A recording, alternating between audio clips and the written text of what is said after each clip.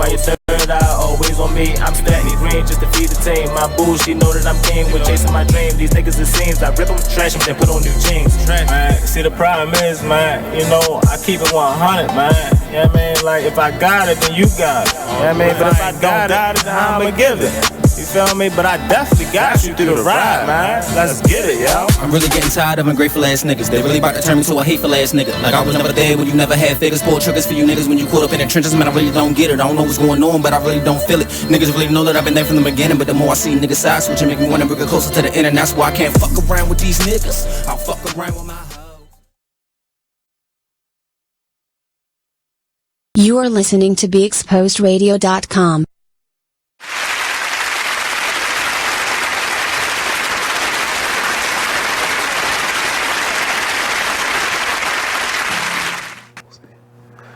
Welcome to Now We're Talking, the live radio show with your special hosts, Lolita E. Walker and Mervin A. Bourne Jr. We are back for another week. We're so happy that you're joining us. Thank you. Tonight, we are going to be talking about a very serious topic for our first half of our show tonight. Today is actually World Mental Health Day. It's October 10th, 2019. It's World Mental Health Day, and that means so much on so many different fronts. But we're going to address a lot of those issues tonight in terms of what World Mental Health Day is, why it's necessary, and what we can be doing to help people around the world, but particularly those that we come into contact with every day or every week or every month that are dealing with mental health issues. And how can we be better? How can we do better about acknowledging the issues and recognizing the issues and just being there for people that are going through what they're going through in terms of mental health? Yeah, and I think we're also going to challenge ourselves on, stress and anxiety that's inside of our own lives. How are we coping with those? So that we can create these spaces to speak to people, because reality is, as we were growing up, you might have heard things like, what happens in this house stays in this house, or we don't need to talk to a therapist because we can handle it here, or we don't need everybody in our business. Absolutely. There's so many things that might have, prevented us from really having tough conversations, especially when it came to us holding a lot inside. I mean, trauma comes from so many different angles. And I think today, especially because it is World Mental Health Day, we really just want to step back and just talk about it. The reality is, it is Morgan State's homecoming. Yay, homecoming weekend. Yes, Morgan State. MSU. Yes, there's a lot of HBCUs out there celebrating. There are. And we want to say hey, but most of all, hey to Morgan State. There are a lot University. of decent homecomings out there. I've heard. But none like ours. Howard's is coming up, I think. I think it's this weekend. Hampton's is probably coming up. Lincoln's is this weekend. Yeah. But the reason why I mentioned the homecomings is because what we're also finding, especially now with our millennials that are in school or just getting out of school, is that the stress that is being put upon them, and honestly, the suicide attempts and the thoughts are rampant. And so we want to get into that conversation today. But before we give you too much, we have a special guest that has recorded something for us, and I'm really excited about sharing her. I am too. But, and then the second half, we're talking homecomings. What does homecoming mean? Why do we get so pumped? Why do I have so much adrenaline right now? That's right. Right? I know. I mean, this weekend of every year, I get so excited. I just have this extra energy, this extra emotion, this extra optimism. And it's just, I can't wait to talk about it. Yes. So we're filled with talking mental health awareness in the beginning and really delving into it. What can we do? What do we see? How do we cope? And how do we really create these sacred spaces? And then the next is, how do we celebrate us? And we're talking homecoming. So what does homecoming mean? What does it mean when you get around this energy, etc.? So we're all in. We're all in today. That's right. But as usual, we talk wins. So are you live? Yeah, I'm live. Oh, well, let me. I'm live on Be Exposed Radio. Oh, okay. Well, why don't you talk your win and I'll get myself settled. All right. So weekly wins. So a couple great things. So I have my men's wellness retreat for 2019, which is from November 15th to 17th. 2019 is officially half full. So that means kudos to those of you that have registered and signed up. The spots are very limited, but there are still a few left. So go to mervinbourne.com/retreat and find out all about it. But it is really an amazing opportunity to hit the reset button and walk away from this space feeling re-energized, rejuvenated, and with a completely different mindset that will enable you to go out into the world and win and be a better father, a better man, a better partner, and be successful to achieve your dreams and everything that you've always talked about doing, thought about doing, but haven't been able to pull the trigger. This is what you need. This is the reset that you need. So I hope that you look into it and sign up and attend, because it's going to be awesome. Potomac, Maryland, November 15th to the 17th, 2019. So, and then the other win, which kind of applies to both of us, is we are officially doing a book signing tomorrow. Yes, at Morgan State University Bookstore. That's right, at the Barnes & Noble bookstore on Morgan State's University campus, 1700 East Cold Spring Lane, Baltimore, Maryland. We will be there live, signing our books, signing autographs. Yep, the intersection of you and change, I'll be signing in Mervin. Right, and I'll be selling and signing A Single Mother's Guide to Raising a Son, my first book. So I'm excited about it. I'm always excited about opportunities to be in front of the people, to talk to folks, to answer questions, and to sign their books. And I'm just really appreciative of the support people have been showing me, and I know Lolita is too. Absolutely. So we look forward to seeing you all tomorrow on campus at 2 p.m. at the Barnes & Noble MSU bookstore. You could be going to the business meeting, and therefore right after we have lunch, we're going to celebrate downstairs by purchasing and signing our books and having a little bit of fun in the bookstore. So if you are just joining, which I know people are, did you talk your win? Yes. Oh. It's on you now. It is? Yep. What? How I won twice. I won twice. What's your win? Your men's retreat is half full. Men's retreat, half full, we official for book signing tomorrow, 2 p.m. Oh, you stole my other win. We can share that win. Yeah, that's a shared win. That's a shared win. Okay. So for those of you guys who are just joining in, welcome. Andrea, Annette, Linda, Sabrina, Christy. We appreciate you guys joining. We have an amazing show tonight. So today we are talking in the beginning. We're doing our wins now. So we'd love for you to tell us what was your win for last week or the start of this week. And the first half of our show, we're going to be talking mental health. Today is World Mental Health Awareness Day. And so we want to, one, bring awareness, but two, we are going to have a special guest that kind of sent us a video, and we're going to talk about her project, Mary Angela Abayo, who did this phenomenal TEDx talk on just the surviving suicide and what does that really mean. Right. And creating safe spaces, right? Yeah, creating safe spaces and making sure that we are welcoming these hard conversations. And you were there. Her talk was powerful. It was powerful. Like, I actually had to find her afterwards just to let her know how her talk impacted me, and how it made me think of the whole issue of suicide in a way that I had never thought about it before, and in a very personal way. And it is something that can be personal to all of us, and it is very personal to some of us.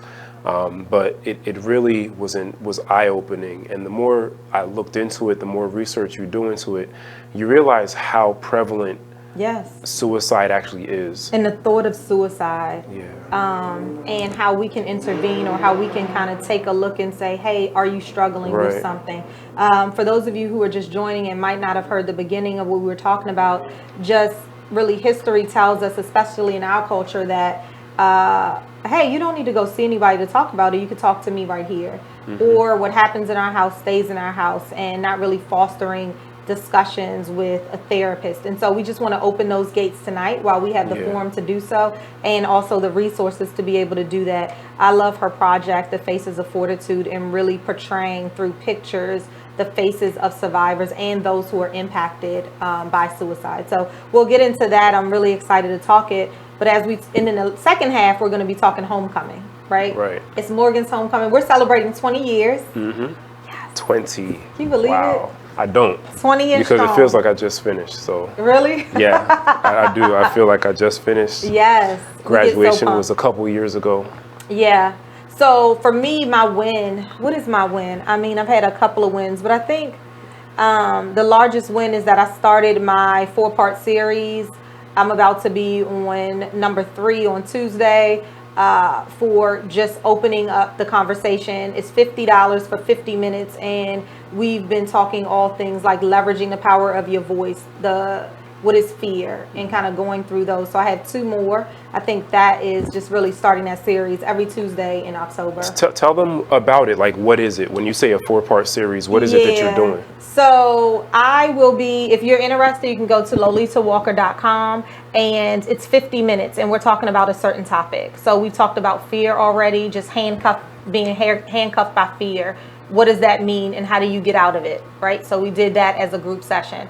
And if you're interested, you just sign up at lolitawalker.com. I list out all 4 of them. And then the second one was really talking about leveraging your voice and the power that's in your voice. What does it mean? What are strategies around that? And so you leave with tangible walkaways that you can apply to your life.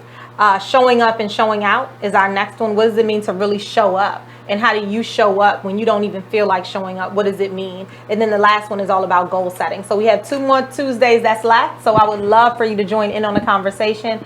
And it's really group coaching and group discussion. So it's a sacred space where you can just be there with me, and I'm talking to you about it, as well as other powerhouses that are in the room.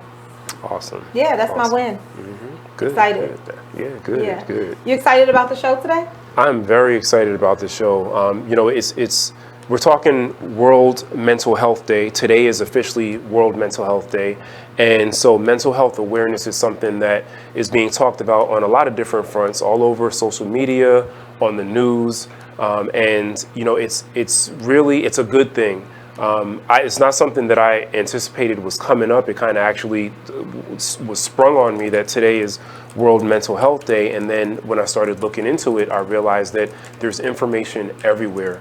And we have a special guest that's going to be joining us today, who is someone who I've met personally, and I've had the privilege of witnessing and being there for their TED Talk a few short weeks ago. And it was really eye-opening to me to hear a perspective about mental health, but specifically suicide, that really touched me from the inside.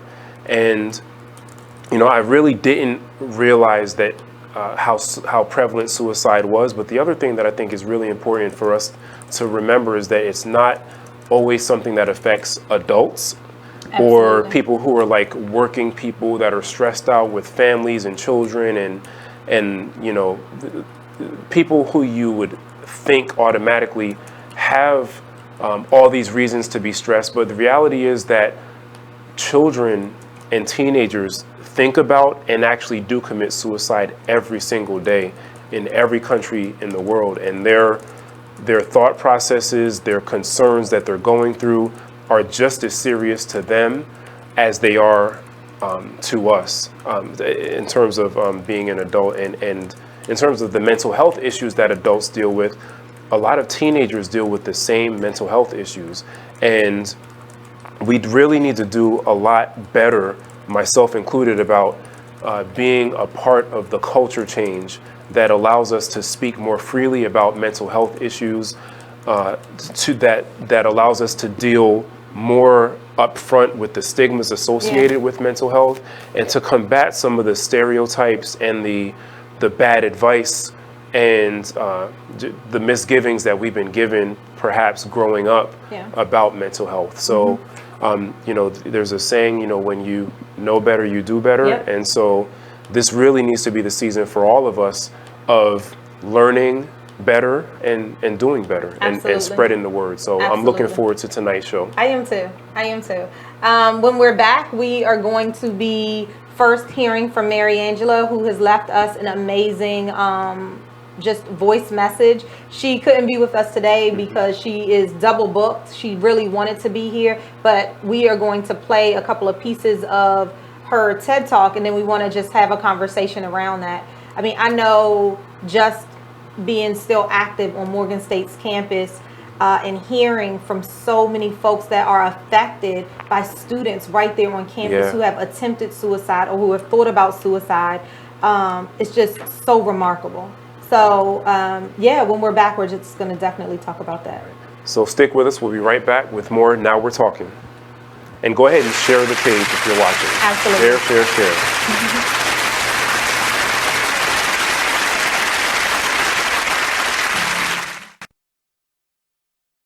Take a minute and listen to this flashback of the Black by Demand radio show. Control. They said she wouldn't so they didn't know if she had a weapon. So it's just a mess. So yeah, you do have to have these discussions with your children. You do. And you have to make them aware of that there is an enemy out there. Every time the police pull you over, or every time you have an interaction with the police as a black person, you are at risk of being in front of your enemy. Hopefully, it's not a police officer that wants to demonstrate that he's your enemy, but we all see it's a high probability of that being the case. So if we're not talking to our children do not have the coping mechanisms to deal with these type of intense situations. What they're going to do is what most of us do as black people, me and anyone else, which is become emotional. And that is the trigger point for the police. They know that black people are emotional people. So when they arrive on the scene, they are purposely trying to say and do things to you to get your emotions up, right? And then once they get your emotions up, then it's like, oh, that's what we needed. Now we're going to kick your ass. You know what I'm saying? Gotcha. You know, so I'm saying we need to have these discussions with our children, you know, and make them understand in this day and age, and it's every day and age really, but we'll just say this day and age for the sake of it being so prevalent on social media, like you have to understand what you're getting yourself into. And I think a lot of us as black people are just scared to still tell our children that there are a group of people out here that are your enemies. Join us every Monday at 12 noon for Black by Demand radio show, only on BeExposedRadio.com.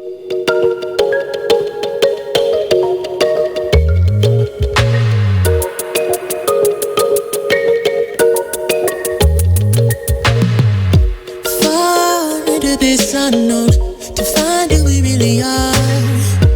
Crash into something new and take a break from our broken heart. Talk with the hip, tell me you lie. I think we should go for another round. Baby, try not to say too much. Let your love come down. If you wanna rule, it's a rules you gotta live by. Live by. Stay true to your cool, make a move. Don't wait on nobody else. And if it feels like a melody, sing a song, be my radio. And if you follow me there, I'll follow you back. Let the night unfold. I can tell that you can't get enough. Now listen to BeExposedRadio.com. Check out this fire flashback.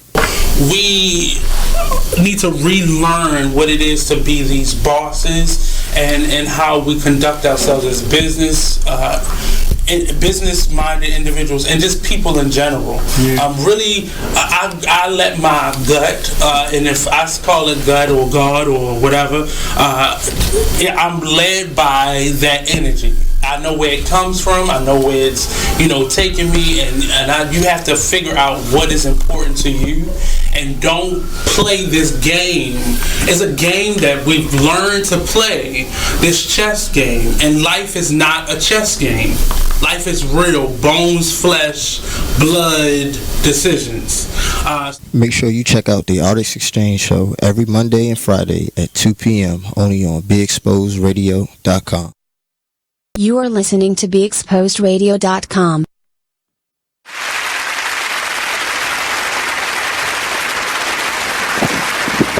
Hey, and welcome back to Now We Are Talking with Lolita E. Walker and Mervin A. Bourne.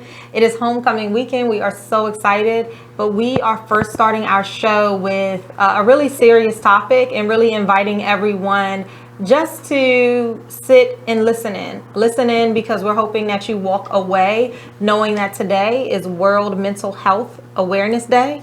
We're not only bringing awareness to it, but we also want to talk about it because there's so many people that might be in our own circles, even ourselves, that have struggled with depression and might not have been clinically diagnosed, or feeling anxiety and stress that might lead to mental health. And we want to open up the gates to really talk about it. We have been nurtured to keep everything within ourselves. We can handle it. We can pray about it, which I do think is important. Don't talk about it. We don't need to see a therapist. And the tides are changing, right? We want this to be sacred spaces that we're creating. And so Mervin and I had the wonderful opportunity to meet Mary Angela Abeo, who is a phenomenal speaker, but also is the founder of Faces of Fortitude, which is a portrayal of pictures of suicide survivors and others who have been touched by suicide somewhere in their lives. And I was able to share the stage with her at TEDx Youngstown, September 7th. And she really talked about suicide and surviving it, the survivors. And I just thought that was so important. So today we celebrate and today we bring awareness. So we want to hear a message from her. And then you had the opportunity to see her live as well. Yes, I did. And it was really amazing. And, I was saying before the break that I talked to her afterwards and let her know that how her speech touched me and just made me think about this issue in a way that I had never thought about it before. And it's something that unless it hits you personally, like someone in your family, it might just go overlooked, as you go on your day to day and deal with life and all the other worries and stresses of life. But creating space or places where people can feel comfortable coming to you and just talking, like you just never know when people close to you are in need. They're going through it and they're just in need of an ear or a place to talk to you without feeling judged. And I'll be the first one to admit that my ear is not always attuned to people needing me in that particular way. And so like from this day forward, I'm definitely making a pledge to myself to be better about that. Even the strong people, sometimes people who seem so strong are really being so strong for other people and have nobody to talk to. So let's just get started. I do want to play this. Unfortunately, Mary Angela, who wanted to be here, was not able to be here with us tonight, but she did leave us a message that we're going to start with, and then we're going to speak, we're going to talk. Hopefully you guys engage in the conversation. And then we're also going to play a portion of her TEDx talk in the next segment and then talk about that as well. Because reality is stress, fear, anxiety sits inside of us. And sometimes we hold it in so much that we don't have an outlet. So let's listen in to Mary Angela. Hey everybody, it's Mary Angela with Faces of Fortitude. I'm sorry I couldn't be there today. I double booked. I've got another meeting to go to, but I wanted to quickly send a little hello. Thank you guys so much for chatting about World Mental Health Day and including me in on the conversation because it's a really important topic in general and day because everyone's talking about it today. We should talk about it every day, of course, but my project, Faces of Fortitude, is a movement in the form of portraits of people around the topic of suicide specifically, so people that have been touched by either loss or attempt or even first responders. I'm the photographer. I'm also a survivor of attempt and loss, and I just did a TEDx talk, which is how I know Lolita. We both did. Hers is amazing. I can't wait for you to hear it. And my talk is specifically around what I've learned within my project over the last 2 years, which is the power of our safe spaces interpersonally, just whether it's in your living room or with a friend at work. It's amazing what being vulnerable and sharing your truth and your own traumas with someone else can do for them and for yourself. And so I wanted everybody today on this World Mental Health Day to do me a favor that will also benefit themselves and people around them and have an uncomfortable conversation today. I think that we are so worried about being PC and not triggering people and not feeling uncomfortable or messy that we oftentimes sacrifice our own mental health and our own healing because we don't want to put someone else out or burden them. And the fact of the matter is, it's killing us.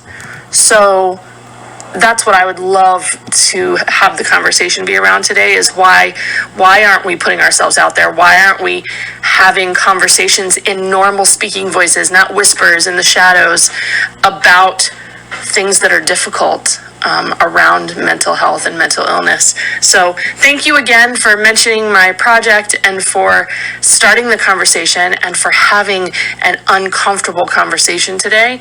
It means so much to me. Lolita, I love you. I love your hair, by the way. I just saw it today on your live that you guys did earlier to promote this. And you guys have a great conversation, and I look forward to listening to it later after my meeting. Have a good one, everybody. Happy World Mental Health Day. Thank you. Thank you, thank you, thank you. Wow. What are some things that popped out to you? One of the things that stood out to me was the need that a lot of us feel to always be the strong one, and to never be in need.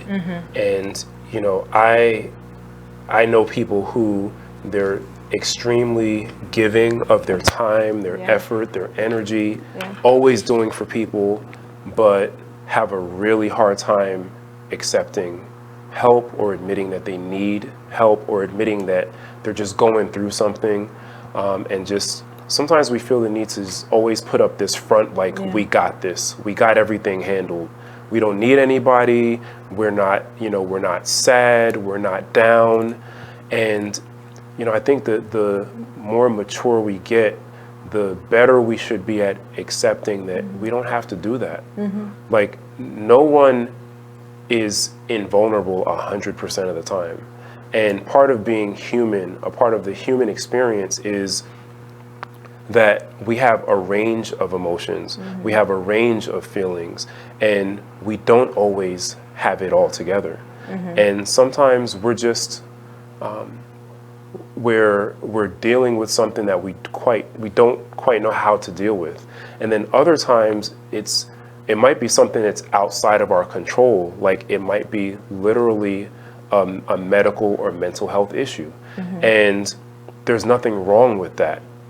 Like, and if that is the case for you, or if that is the case for someone in your family or someone that you're close to, then the best thing we can do is be available for them and to help them get the assistance that they need. Yeah. I think one of the things that stuck out to me that Mary Angela said was, why aren't we having these conversations? And I think the reality is that they're uncomfortable. You know, sometimes it's very difficult to sit in discomfort, and especially when you don't know how to help someone. So you might assume that something's going on, and as soon as the person says, oh, nothing, then you go ahead and move on, but you know that there's something. So creating that space where you don't feel like you need to solve it.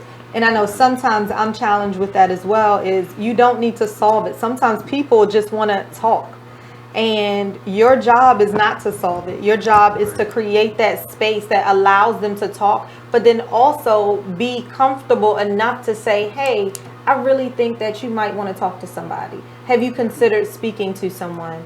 And helping them understand that they are not alone. And I think that's what her project absolutely does.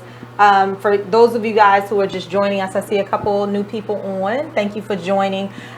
We are talking about, today is World Mental Health Day, and we are bringing awareness to that. We heard a little bit from Mary Angela Abayo, and so when we come back, we are going to hit on a little bit of her TEDx talk and really have this open conversation. Sounds good. Sounds good. Stick with us. We'll be right back with Now We're Talking with Mervin A. Bourne Jr. and Lolita E. Walker.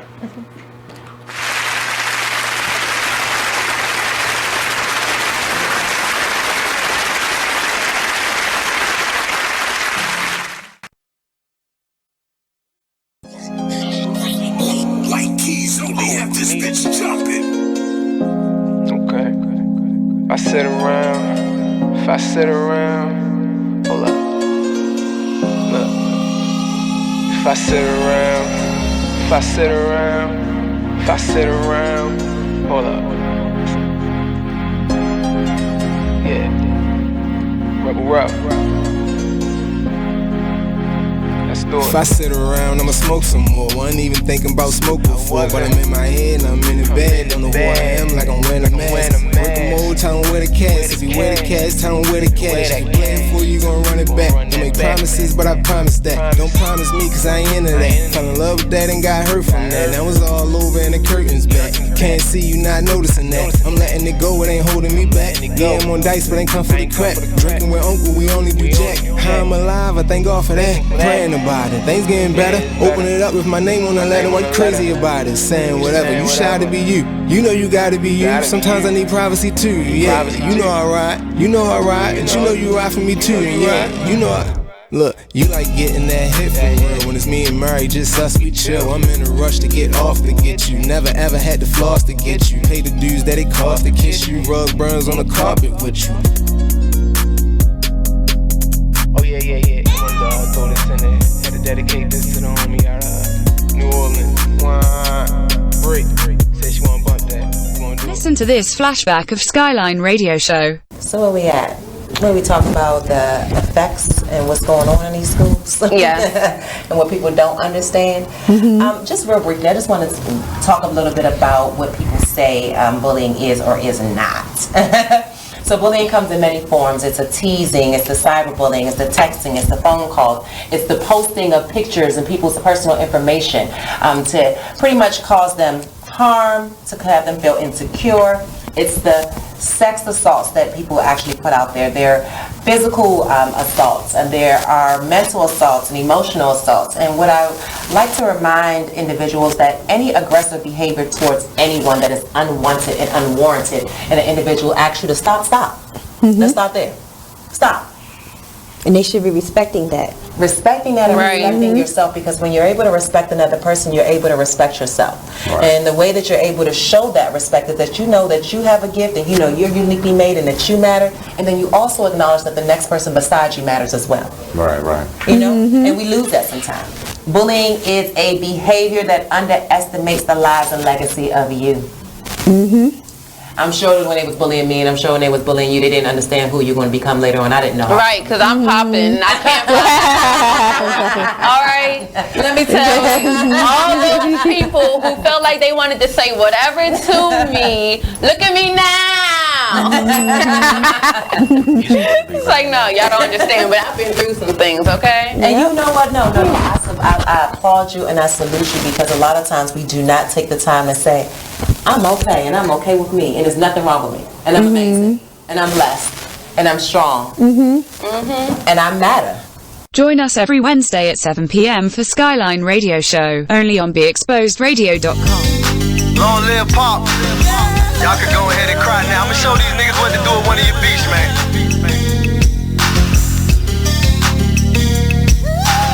I am Gas, by the way. Strong woman story should have been on CNN. Nobody knows what it's like being Gwen. Windows closed in the house, it ain't no CNN. Can't gain weight for years. You are listening to BeExposedRadio.com.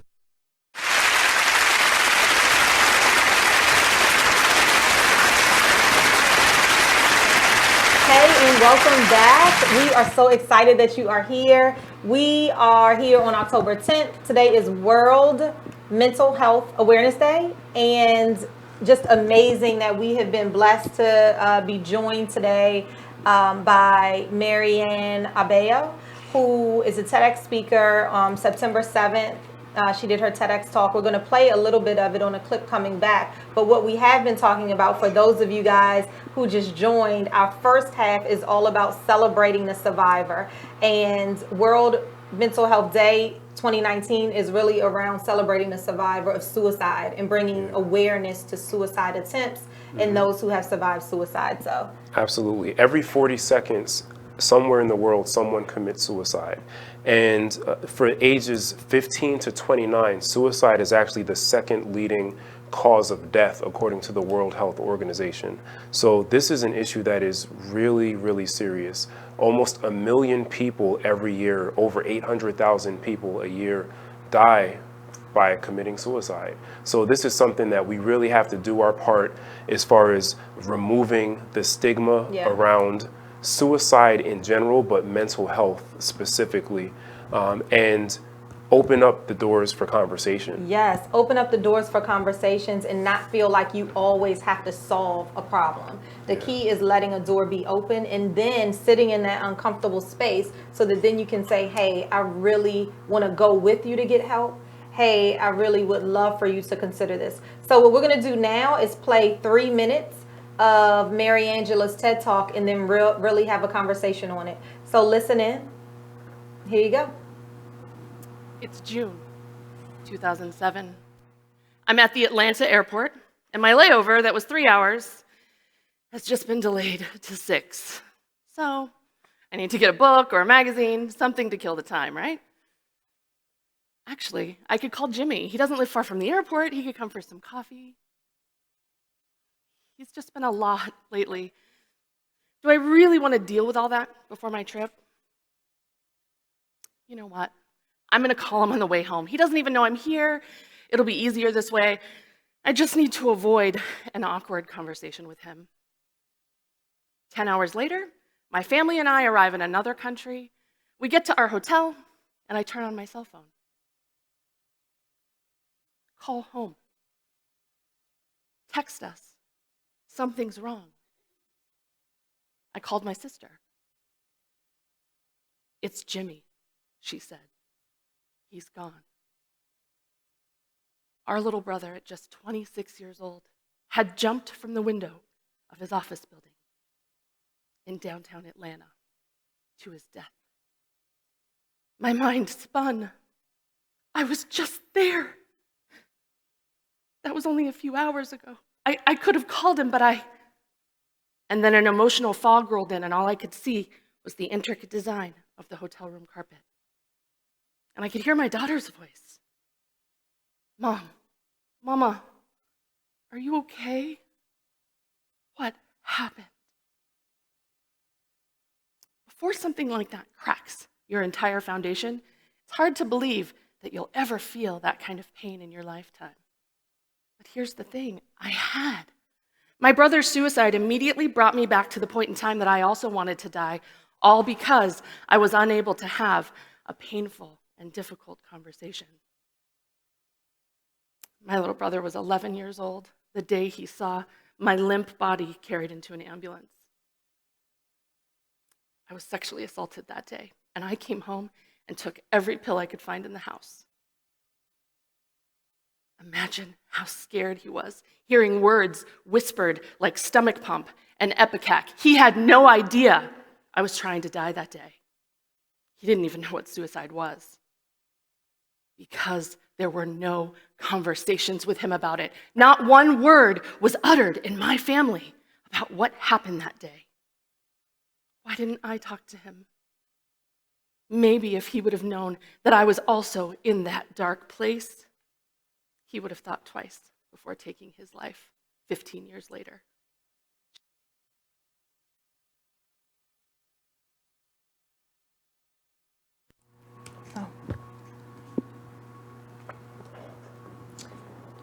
Hey, are we live? Oh, hello. Wow, right? So powerful. So powerful. First, I'll say to physically be in the space and feel the story happening right there, and to imagine not only 11-year-old Jimmy, her brother, who is no longer here now, but also what she must have been going through at the time to, in her words, say, this was because I was unable to have a painful and difficult conversation. How do we create these spaces in our families, in our loved ones, in those that surround us to have these conversations? Because reality is, with the statistics that you talked about, it is happening to someone that we know. Yeah, right? It is. I mean, chances are that it is happening to somebody that we know, somebody that we live with, or maybe even ourselves. What sticks out to me in terms of answering your question about like what can we do? Like, how do we create these spaces? I think we have to think about what the qualities or characteristics of these spaces need to be, right? So one of them that comes to mind for me is it needs to be a space that's devoid of shame.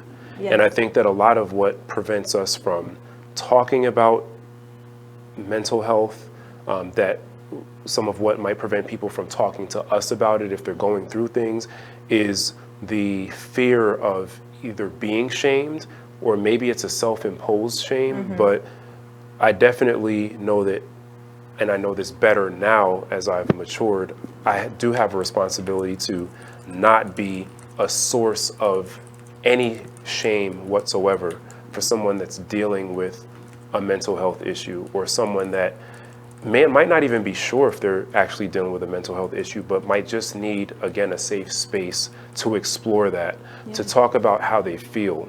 And that's another thing that we were talking about earlier, is in terms of how you grow up and what's normal to you.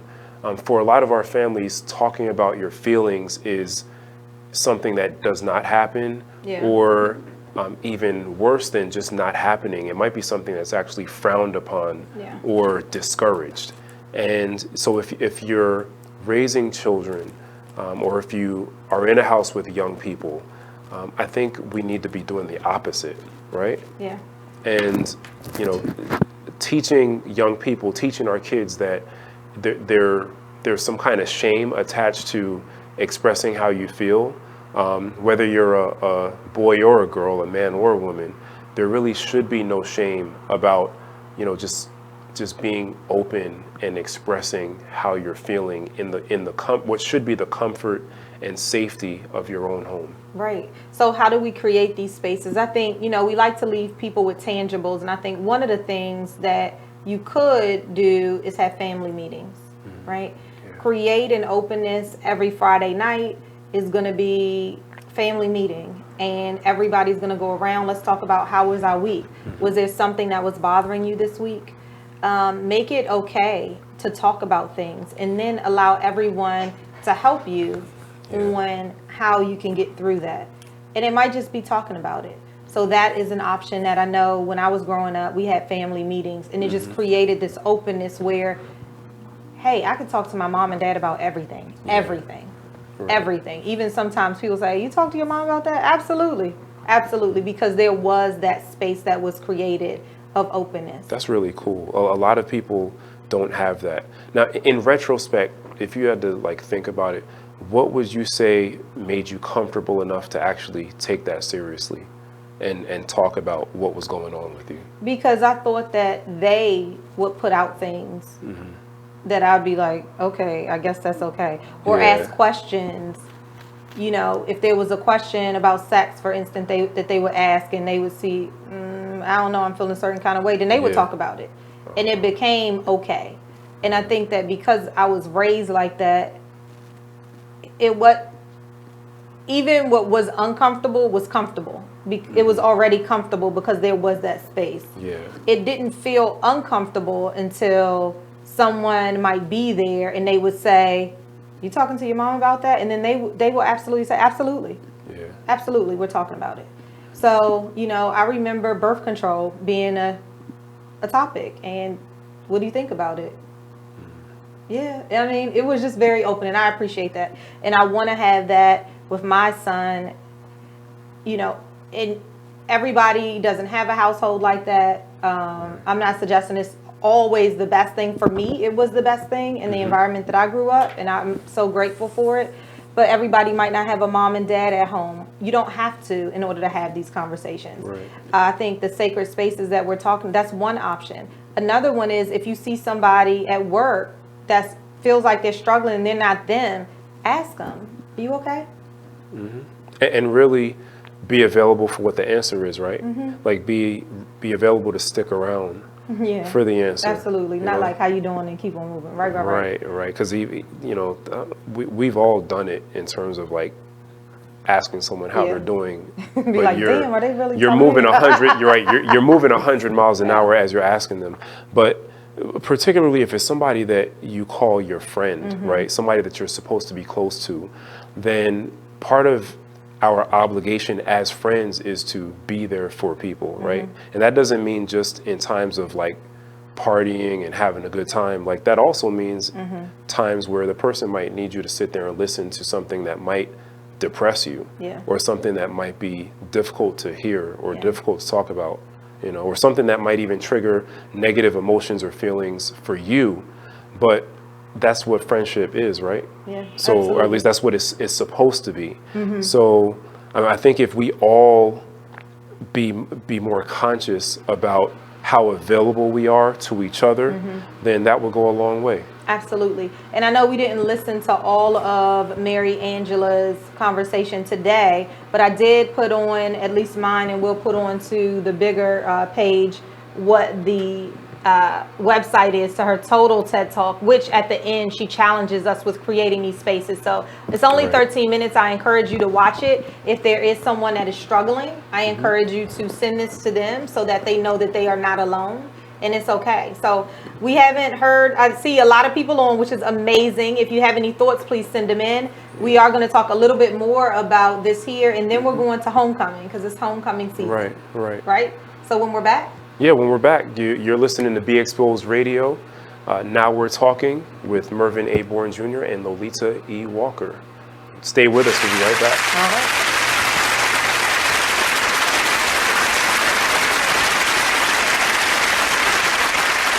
Exposed Radio. Well, if you made them, take care of them. Yeah, that's Period. the real. That's the real deal. It's period. And all that old money shouldn't go toward this, money should go to. If the child is with one of the parents 24/7, 7 days a week, you don't even come get your child every day. You come get your child once a month maybe, or once every 3 months. Right. You cannot dictate where that money goes, especially if the child ain't calling you about nothing. Now, if the child calling you every week, then you can question about where the child support is going. But if every time you pick up the child, they look nice, they ain't complaining about nothing, why are you worrying about where the money go at? It is what it is. Radio show. Skirt, skirt, skirt, skirt, skirt, skirt, skirt. Start, skirt, skirt, skirt, start, start. I be up in the way. I be up in the way. I be up in the way. I be up in the way. Running on my face. Gucci guilty on my face. I be up in the way. I be up in the way. I be up in the way. I be up in the way. I be up in the way. I be up in the way. I be up in the way. I be up in the way. I be up in the way. I be up in the way. Bedroom phone ring, girl in t-shirt answers me. I get off on the way that she answers me. First time saw her, I knew she was the one for me. Ever since then, we've been vibing on some chemistry. It's just a matter of time. I know she feeling my vibe. I got the keys to her ride. She put her hands on my thigh. She got that look in her eye. SL what I'm riding. Royalty, call me highness. All day and overnighted. Cause it's crunch time when I'm grinding. This Adderall got me nauseous. Proceed with caution. Tired of lane, I'm exhausted. Poppin' Zanny Zan, sipping out the faucet. I'm confused, don't know what I'm doing. Wait, what I'm doing? Got me going where the I'm going. Out of space where I'm going.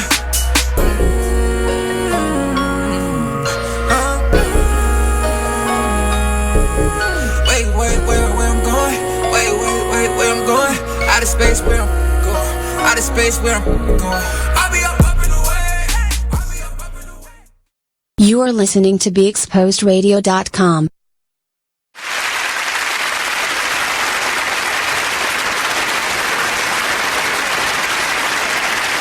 Welcome back to the Now We're Talking radio show on BeExposedRadio.com.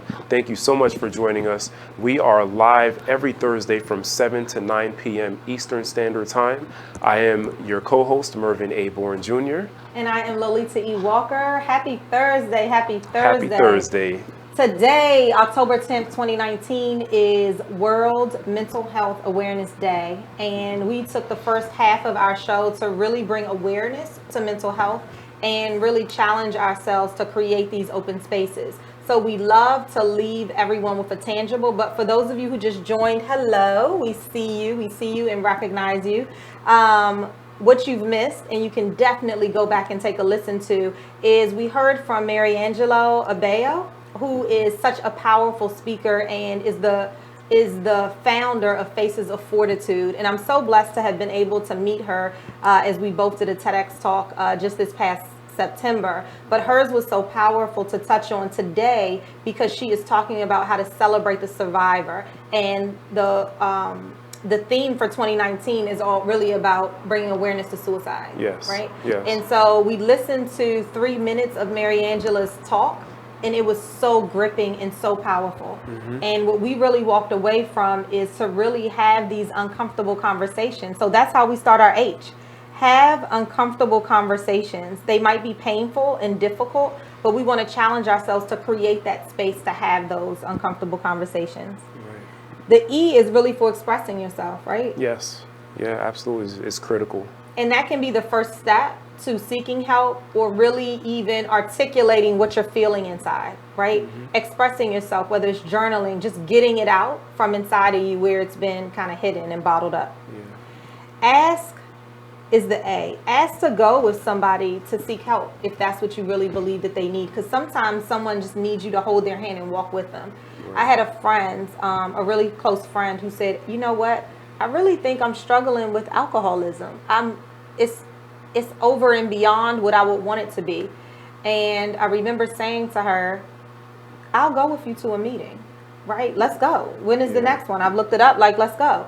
And just really taking that step. And it is very difficult because no one necessarily wants to admit where they are. Right. But taking that step could be helpful for you too, actually. And they might not even be sure, but just being available for them like you were, I mean, that's awesome. And sometimes they just need that support to get them to a place where they can begin to get help. Yeah. And I'm going to say, we both bought the AA book. It's a very good book, alcoholic or not. It's a very good book and life lessons. So what I'm saying is that even though I wasn't going to a meeting for me, I was going to support someone, but the lessons that came out of it, so powerful, right? And then the R we have is recognize that you don't need to solve someone's problem. And likely they're not looking for you too. And likely you're probably not even, qualified. Like, we're not equipped or qualified to solve problems. That we can be a support to people, we can help them, we can give them advice. But sometimes the issue is way beyond our expertise. Sometimes the issues are medical issues. And it's okay. And it's okay to not have all the answers. Absolutely. The important thing is to be there for people that we care about and people that we love, right? #ban. That is it. So thank you, Mary Angela. That was our first half. Let me just look and see if we have any questions. Thank you guys for tuning in. And shout out to everybody who's on. Mervina, Emulie, Pam, Nichelle, Billy, Earl, Mike, Tanya, Kathy, Gerard, Jody, Glenn, thank you so much for tuning in. We appreciate you so much for being faithful listeners of the Now We're Talking radio show. Thank you. Danette, Lynette, Eric, Renee, Monica, Lynette, Michael. Hey, Michael. Danielle, JM Edwards, hello. And there's some up. I do not know how to get up on my screen, so hey, if you're there. So our second half, if you guys have anything to share, we've talked about our wins for last week and this week. We've also talked about mental health. If you have a way that you're coping with stress or anxiety, then let us know. I did the breathing technique on here, right? This show or before? This show. Not this show. You did it on a previous show. No, a previous show. But now we're talking. So let me tell you this. At my retreat, we did this. I learned this breathing exercise that is just amazing. My son and I do it. So you go, I love you, right? This is I love you. And so it's cool because you're telling yourself I love you. That's what I say. You put your first finger in the middle of your third eye. So between your eyes, you close your eyes. You use your thumb to hold your nostril. Breathe in.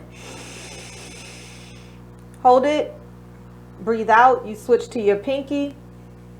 And you breathe out through your other nostril. And then you do it again. You do it 3 times. So it's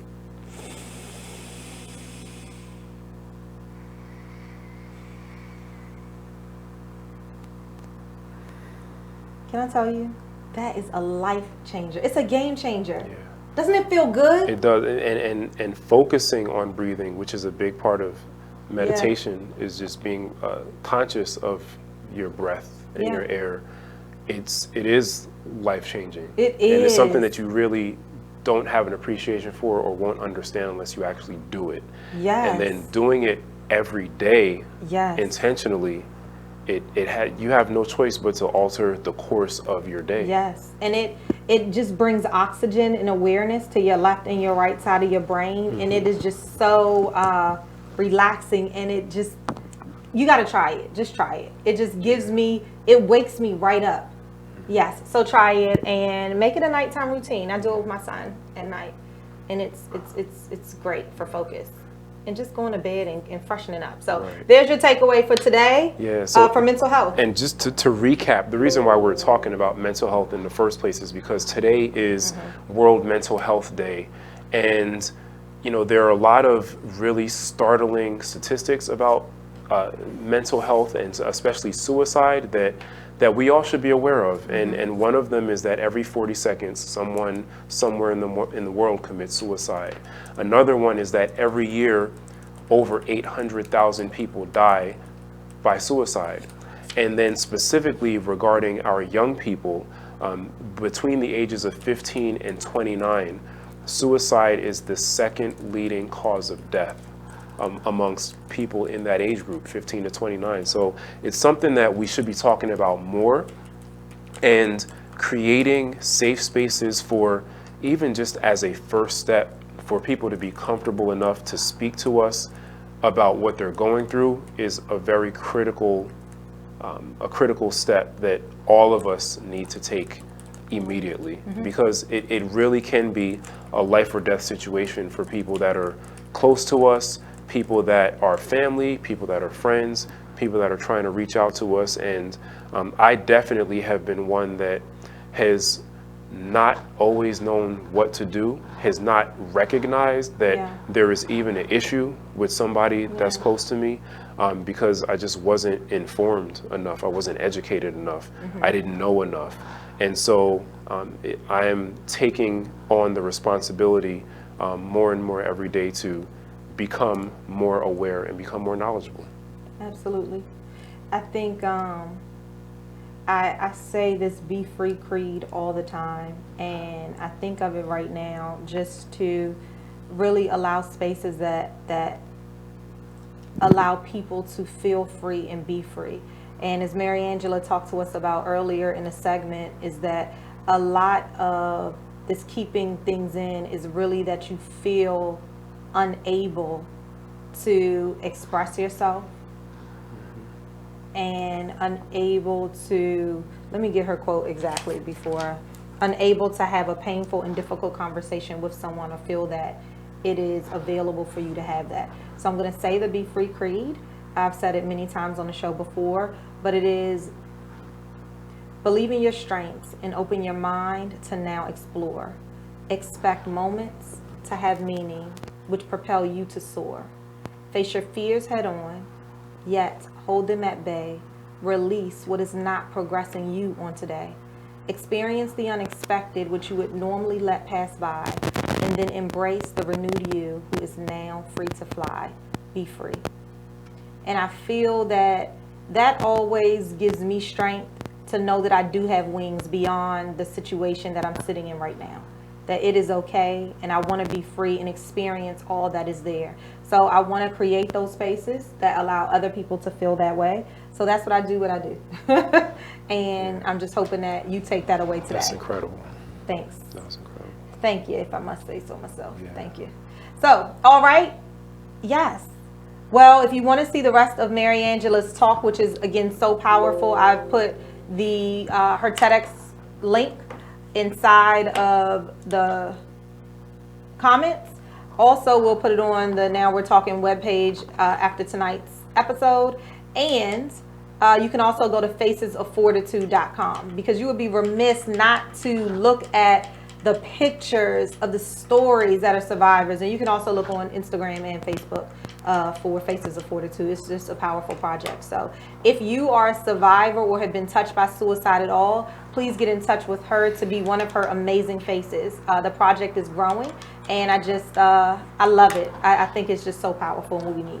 And if you want to share a story that you have about mental health or about suicide in particular with us, please go to our Facebook page, Now We're Talking Radio Show, and share it directly with us and our listeners. And if you want to send it directly to us personally, you can do that at nowwe'retalkingradioshow@gmail.com. Love it. So I think we have a little bit of time before the break, right? Or no? 8 o'clock. I think it's time for a break right now. When we come back, we are talking homecoming. So it is homecoming season. Morgan State University in Baltimore, Maryland is celebrating homecoming this weekend. That's right. We are celebrating 20 years. 20 years, alumni, graduates. We are too pumped. So we want to talk about, what does homecoming mean to you? Is it different at HBCUs in other colleges? I just know about the HBCU experience. So actually, I went to a non-HBCU for MBA, and I don't go back to homecoming. So let's talk about it. As soon as we get back, you're listening to the Now We're Talking Radio Show on Be Exposed Radio. Thank you so much for joining us. We'll be right back. Stick with us.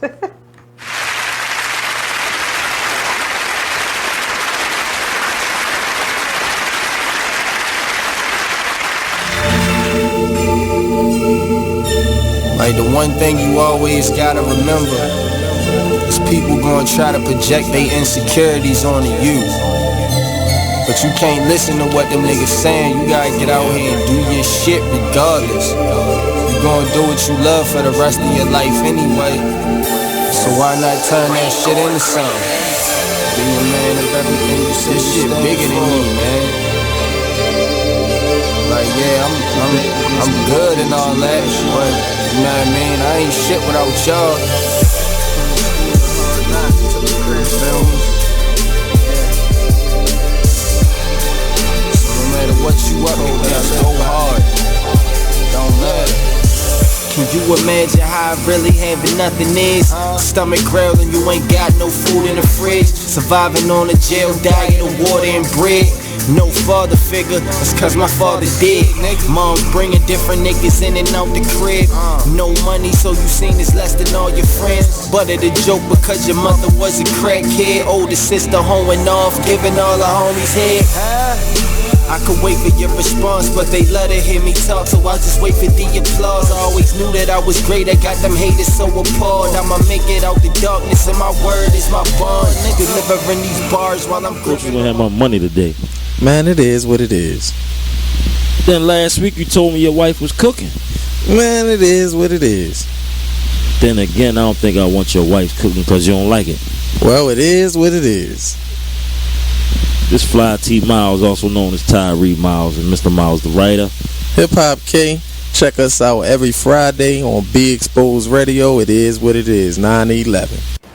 Are they ready to? I know they're not ready to accept it, but yeah, exactly. That's my whole thing. Like, how many of them are really ready to think about it like that? None. You know, like I think the problem is like even I don't even know how we got here, but it's inbred. You're not born to hate people. You're not born to distinguish between black and white and Asian and Hispanic. That's something that you're taught. You're taught. Point blank, period. Straight up. My daughter came home and told me that her white teacher was black. Maybe it's because it's how she treated her. She don't see any color. But when it comes to all her friends, all her friends are mixed. All of her friends have a white parent, black, African, Hispanic, other parent. So children don't see color.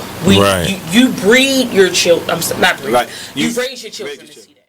You are listening to BeExposedRadio.com.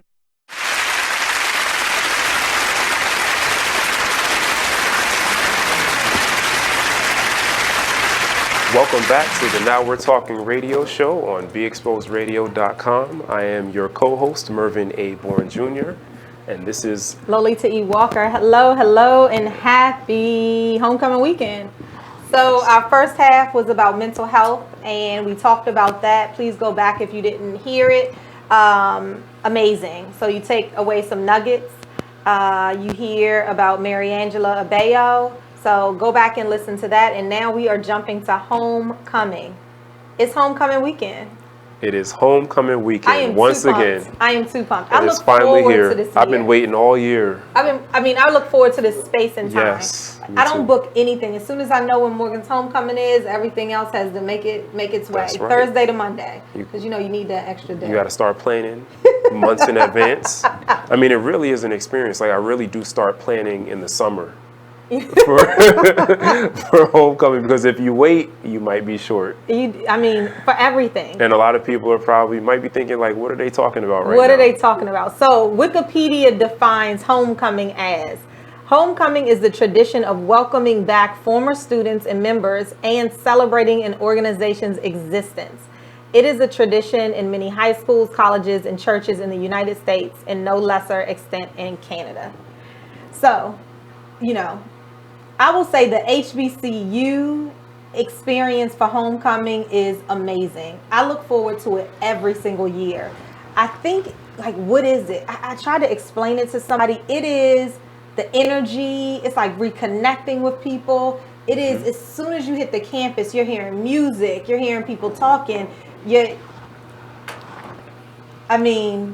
So just to try to put it into words what it's like, it is literally thousands of people right in one space from generations on one campus, right, from many generations, from babies to 80s, literally maybe even higher, like than not 80s. Figuratively, but literally babies to 80s, every decade represented. Many of whom know each other, and many who do not know each other at all. Many of whom went to the university, Morgan State University in our case, but many people who didn't go there ever at all. Right. They're just there for the energy and the experience and the love, and it's literally thousands and thousands of people convening in one place and sharing campus and sharing love. And it's also just the growth of the school. So from the time we were there in the 90s, we graduated in 99, and from the time we were there to see the campus now, just to see how much love and money and support is being poured into the school is just amazing. I look and I'm like, look at this student center. Look at this new building being, it's just look amazing. At the brand new library, look at the architecture, and in some cases, things that we fought for as students and literally protested for. When I was at Morgan, I was a political science major, and myself and many of my colleagues from the political science department literally staged protests on campus. News crews were there and everything for improved conditions on the campus, specifically for the library in one case. And for the dorms, I think we're one too, right? And so just to see like the fruits of that, those seeds that were planted 20 years ago come into fruition with now, many of us are aware of, there's a lawsuit pending and there's been victories in that respect and still more victories to come. But just the progress that's been made in terms of the millions of dollars poured into the campus and poured into the students and the opportunities that those students now have is just so beautiful and so amazing, and such just such a proud legacy that I'm happy to be a part of. It is pride. And you can walk on campus and see someone who you haven't seen in a year or 20 years. And it's just like no time has gone, because what you share is that HBCU experience. What you share is that Morgan State pride. And it's just amazing to see. Even the students now, I was listening in on the radio as I was driving down, and someone asked someone at Morgan's campus, like, what do you love? She's a senior. I forget her name. She's a senior. And she just said, the energy of these alumni who come back is just remarkable. And that energy is something that is very difficult to explain. So if you have never attended your homecoming, I encourage you to go. you know, I know people who have graduated and who haven't come back to homecoming. And I always ask, why aren't you coming back? And it could be experiences undergrad, or I have something to do. But for me, I get so much energy and adrenaline from going back on campus. Yeah. I think sometimes people don't know what they're missing. Yeah. Because I think once you go, it's an undeniable experience. It is. I mean, the love is undeniable, the companionship, the camaraderie. I mean, I know every time I go, I see people who I haven't seen since 99, or maybe earlier than that. And somehow we often pick up right where we left off. And then there are other folks that I see every year. And some people, honestly, you don't even know their name. I don't even know some people's names. They might know mine. They just might know a face. But it's about hugging everybody. Like, hey, how you doing? Yeah. You want to say hi? I do too. And sometimes you have shared experiences with people that you don't necessarily recall their names. But you know that you used to live on the same floor, in the same dorm, or used to eat at the same time. Or went to the same party. Yeah. Pledged the same organization. I mean, just to even see. So I'm a member of Alpha Kappa Alpha Sorority Incorporated, the first and finest only, you know, to some like me. But, you know, just to see Greeks on campus through the generations is major. Just the Greek love that's all around. And now there's so many other organizations on campus. I don't even know how these students keep up. I'm still part of the pre-alumni council at Morgan's campus. And I look at these students and they're like, oh, I got to leave this meeting and go to this meeting because I'm president of this organization. And oh, we just started this organization. Oh, I got to go. I'm like, when do you do work? But yet they're killing it. Yeah. They're killing it. And I'm really proud of them too. I am. So homecoming, what does it mean to you? Are you going to homecoming? If you are from this area, I mean, Coppin is also in this area. Towson's in this area. Howard is in this area. Howard's is this weekend. Right. Lincoln's is this weekend. I love homecoming. Yeah. So what are some of the things you look forward to the most about the weekend? So, because that's another thing, we haven't actually said that the homecoming experience is not a day, and it's not a football game. It's actually a weekend experience that starts for many of us on Friday. Some people even starts Thursday, and extends through Sunday. Now, if you're a student on campus, it's actually a week-long experience. I know. But we're removed from being students on campus. But for me, every year it is a Friday through Sunday experience. Yes. So mine is really a Thursday through Monday, because I feel like Monday's the day where it's kind of like after the cookout. You kind of just gotta take it all in, look at a couple pictures, reminisce, and you just need that debrief. Well, that's because you're a full-fledged entrepreneur now. So. Right, but I used to take off from work when I had that was a for the recovery. Day. Yes, you need a recovery. Absolutely. Are you really present? Don't answer that. So yes, I mean, I used to make this an experience. So what do I look forward to? I look forward to a number of things. One is just being around the energy, just walking on the campus. So just walking near the campus, from all the way from Northwood, even beyond Northwood. So walking on the campus on Hill End, Perrin Parkway, you just feel the energy. So walking on the campus is just like, wow, I'm here, right? I look forward to that. I look forward to seeing people and reconnecting, honestly. Some people you don't see because we live busy lives. And then I really look forward, honestly, to our circle step. So again, I'm an AKA, so our circle step happens, and that's where I could really get with other members throughout the years. And I just think that that's so awesome. And then, there's a tailgate. Yeah. So that's before and after. And so it's all around. I love it. Yeah. So, oh, wow, we need to take a break. Oh. But as soon as we get back, we'll be continuing the homecoming discussion. And what do you love? What is homecoming? What does it mean to you? What does it mean to us? Why is it so important to our experience as not just as professionals, but as people and the people that we've grown to become since 1995 when we stepped foot on the campus. And what do I look forward to the most about it? And those of you that are listening and watching online, share your homecoming stories. Let us know what you love about homecoming and what it means to you. We'll be right back with Now We're Talking on BeExposedRadio.com. Thank you for joining us.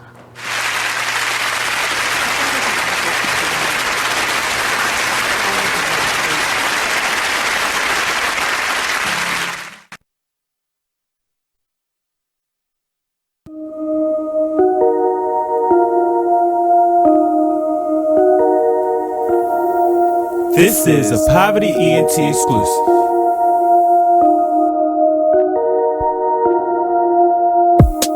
Next stop, Texaco. Strapped up, you already know. Fuck niggas hate, that's how it goes. Bros with me, yeah, it's time to go.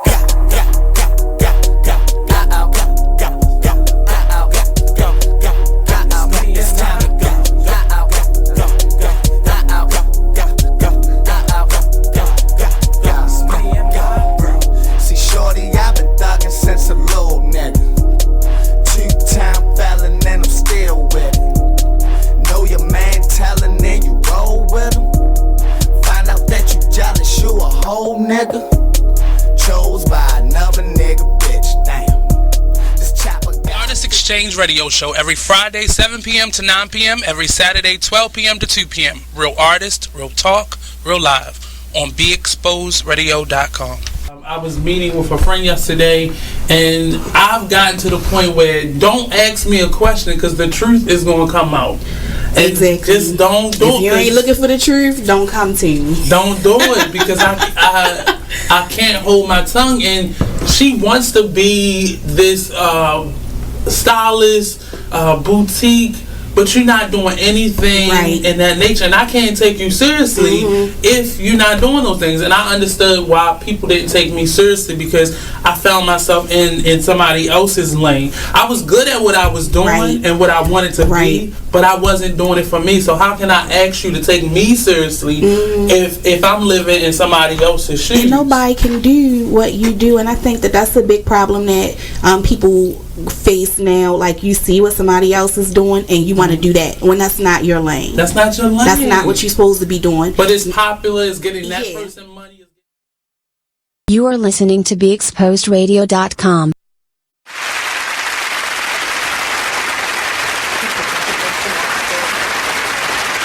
Hi, and welcome back to Now We're Talking. We are getting texts about, hey, it's on, it's homecoming season. So we are just too pumped. So before the break, we were talking about what makes homecoming just a bomb, right? What do you look forward to at homecoming? Why is it so important? So we started with what is homecoming. For those of you who don't know or who haven't been, homecoming is the tradition, according to Wikipedia, of welcoming back former students and members and celebrating an organization's existence. Yes, all of that and more. It is about welcome home. This is where you graduated. This is where a lot, like what has made you, in part, the person that you are today. Homecoming, I am pumped. I am so excited inside. I do not miss homecoming ever. It's got to take an act of God for me to miss homecoming. And literally. I rearrange things in order to be here. So homecoming for me just means the camaraderie. It means just like hanging out, enjoying one another, having laughs, like relaxing, literally pausing to relax and hang out and have fun. Yep. And remember, like reminisce on this experience of Morgan State University. And I loved my experience. I loved mine too. and loving the experience doesn't necessarily mean that it was all amazing and all great and all good. Right. Like most people that I know during those 4 or 5 years went through like some traumatizing times, some really tough experiences, some really life-changing, life-altering experiences, some dangerous experiences. But all of those things really shaped the entire experience and shaped us. And I can speak personally for me that it is largely responsible for me being the man that I am today. Absolutely. So talk to us about that. Why do you say that? So a Morgan man is something that, you know, when I talk to people all the time, I tell them that I am so proud to be a Morgan man. And what does that mean? Morgan State University taught me a lot of things, but the most important things I would say are They reinforced pride in myself, pride in who I represent, which is all Morganites, all men who look like me, all men who are going through the same things that I'm going through on a daily basis, all men who came before me, whose shoulders that I stand on, people who paved the way for me, both men and women, people that struggled and fought and sacrificed so that we could have the right to have a formal education, a formal college education. And most importantly, I would say that it prepared me and sent me out into the world with the attitude and knowledge that I could compete with anyone on any level from anywhere in the world. Absolutely. And so when I went onto law school after Morgan, there was not one single day where I felt like I was out of place. There was not one single day where I felt like, am I supposed to be here? Can I do this? Am I worthy of being around these people? It was a non-issue, completely a non-issue for me. And I think that in retrospect, thinking back on my law school experience, I was at a distinct advantage over any of my peers that were not entering law school with that same perspective. And I owe that specifically to Morgan State University. And speaking to close friends of mine who did not have the HBCU experience, or specifically the Morgan experience, they didn't have that same story to tell. And, you know, it was really eye-opening because it's something that you can actually take for granted going to an institution like Morgan State University, that's just something that you come away from college with. But the more people I speak to and have spoken to over the years, I realize that it's not something that I should take for granted, because it's a gift that a lot of people don't actually have.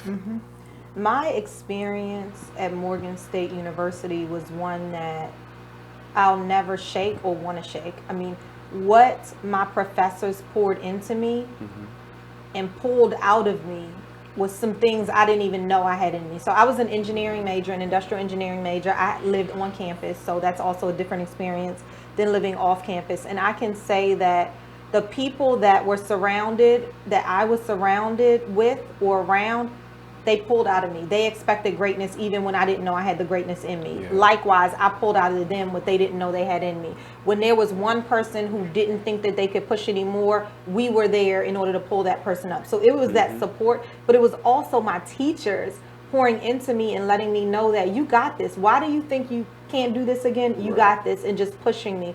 I remember spending like nights in the engineering building. My senior year, I don't remember seeing any friends that were not engineering majors, honestly. It was serious. They were serious. And I even remember being my first year in Boston. I worked for Gillette, my first job.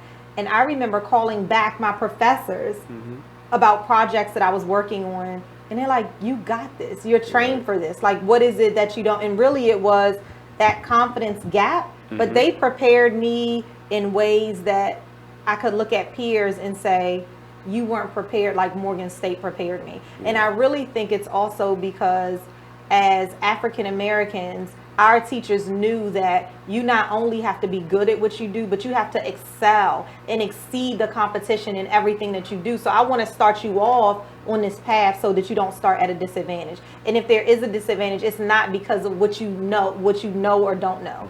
Right? Yeah. So I love Morgan for that there. And that's why I'm still active. That's why I still am active with the Pre-Alumni Council. Why I think it's important that you pay alumni dues, why you got to stay involved, because you got to be a part of setting seeds for people that have come. I got scholarships based off of people and alumni who came before me. So my experience is awesome.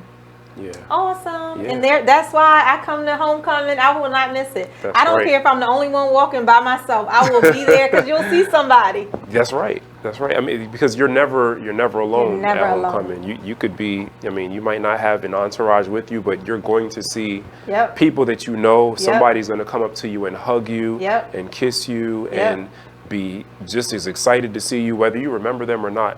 It doesn't matter. My smile starts from today. I mean, everything is Morgan State. So homecoming. For those of you guys who are just joining us, in the beginning of our show, today is World Mental Health Awareness Day, and we really talked in the beginning about holding sacred spaces for folks to just have uncomfortable conversations. Whether it's stress, anxiety, fear, those things really build up and can lead to mental health. And so what does that look like? Excuse me, we had Mary Angela Abayo, who has just done a TEDx talk. We posted her TEDx talk, just so powerful. We encourage you to follow her project, The Faces of Fortitude. And that can be found at www.facesoffortitude.com. Yep. And we'll also post, if you're on my watch party, I also have the link to her TEDx talk, but we'll put it on the Now We're Talking site as well as YouTube. Yes. And again, the goal is to challenge yourself with really providing someone with a sacred space to have a conversation. We left you with an acronym of HEAR, H-E-A-R. The H was for the reminder of have uncomfortable conversations. The E was for expressing yourself, because that's the first step to really recognizing what there is inside of you. The A is for ask to go with someone to seek help if that's what's necessary. And then recognize that you don't have to solve everybody's issues. And then we moved over to homecoming. What is homecoming and why is it so important to us?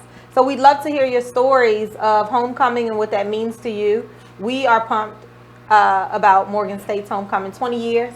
20 years, 20 2 years. decades. Maybe that's why I'm so And it pumped seems up like this year. yesterday. So Yeah, not really. Really? for me, it does. It seems Really? like I feel like I just finished a few years ago. I love it. Yeah. Well, hey, So we'll be back with Now We're Talking. Thanks for joining be us. right back. Stay with us.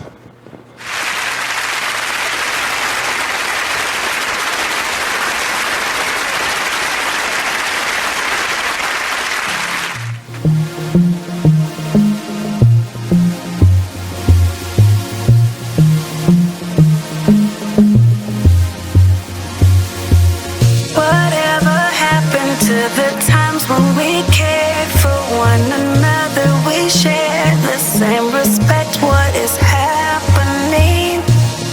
We're trading what's important for shiny things. I can't allow this blasphemy. It's blasphemy. Why would you treat yourself like that?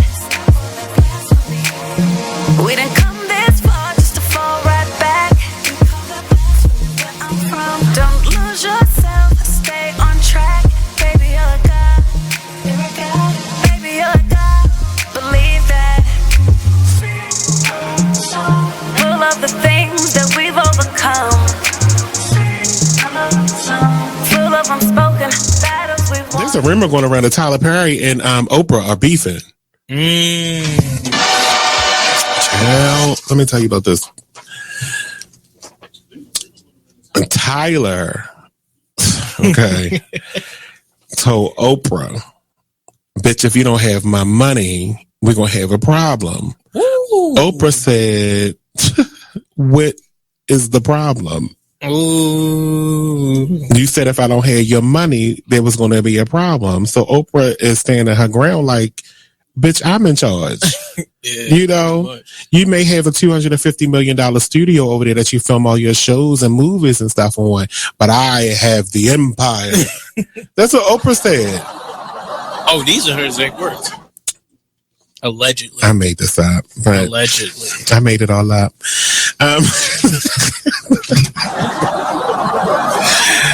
But there was a rumor that they were beefing. But Tyler confirms that they don't have any issues. So it says it was recently reported on the rumors that was swirling that the twosome were on the outs over constructive criticism over Perry's show. Well, I got some constructive criticism, and we can be on the outs, Tyler, and I don't give a damn because I'm gonna make a promo out of this anyway and share it to your page.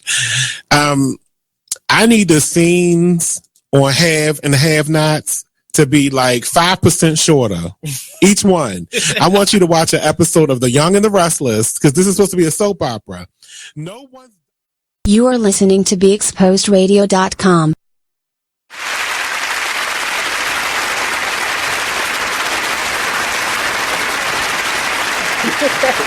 Welcome back to the Now We're Talking radio show with Mervin A. Bourne Jr. and Lolita E. Walker. We are on BeExposedRadio.com, and we are also live every Thursday on Facebook at the Now We're Talking radio show Facebook page, as well as the Be Exposed Radio Facebook page. We're also on YouTube on the Be Exposed Radio YouTube page. We're everywhere. Everywhere. Every Thursday from 7 p.m. to 9 p.m. Eastern Standard Time. And tonight we had a great show. We were talking about mental health because today is World Mental Health Awareness Day. And we specifically keyed in this show on suicide. And the reason we did that is because a lot of attention has been brought recently to suicides because it is a growing issue of concern, not just in America, but all over the world. There are some really startling statistics when it comes to suicide that a lot of us might not be aware of. So we wanted to shed some light on that and make this an issue that people are a lot more comfortable than we tend to be talking about, and allowing these discussions to come up in our homes, because you never know who you can help it in your house or out in the world, in your workplace, or yourself. And so a lot of us might not know that every 40 seconds someone somewhere in the world dies by committing suicide. A lot of us might not know that over 800,000 people every year die from suicide. And when it comes to our young people are suffering also with mental health issues that often lead to suicide, with feelings of depression and hopelessness that often lead to suicide. And for young people between the ages of 15 and 29, suicide is the second leading cause of death. And so, I mean, for it to be so high in rankings of deaths of young people is very startling, very alarming, very sad. But I can't help but think that with more awareness and more openness, more dialogue, more conversation about these issues, that we can actually do something about those numbers being so high. Absolutely. And as we talk about our young people, at Morgan State University, the Pre-Alumni Council is hosting a mental health discussion for just this purpose here, because the alarming statistics of our youth, specifically those in college with the numbers that you just talked about there. And so on October 30th at 7 p.m. in the Student Center at Morgan State University, we're going to be opening up the dialogue on having these conversations. Suicidal thoughts. What does that mean? You are not alone. And while everyone might not want to talk about what their truth is, we'll have some young people who are willing to share their stories, which hopefully will touch someone and let them know that it is okay to have these conversations, and that we want to start creating this sacred space so that our young people have somewhere to go to. So if you are available, October 30th, we are going to be supporting the young people at Morgan State University at 7 o'clock p.m. in the Student Center. And I'm actually thinking that part of this TEDx talk will be amazing for them to even listen in on. Absolutely, it will be. Yeah. So we talked about that. We talked about this amazing acronym that we came up with, just as a reminder, that we'll also post. It's called Just Hear. Hearing those that are around you that might be struggling and just want to talk. So the H was really for having those uncomfortable conversations. Know that it's okay and create that space. Allow it.